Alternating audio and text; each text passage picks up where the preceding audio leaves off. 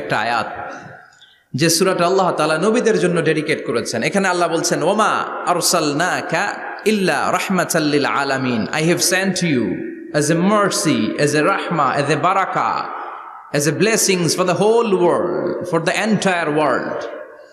ও নবী, আপনি গোটা বিশ্বের জন্য রহমত, শুধু মানব গোষ্ঠীর জন্য না, শুধু দানব গোষ্ঠীর জন্য না, জিনদের জন্য না, প্রাণীকুলদের জন্য না, শুধু ফেরেশতাদের জন্য না, গোটা বিশ্বের জন্য বিশ্বনবীকে রহমত বানিয়ে পাঠিয়েছে কে?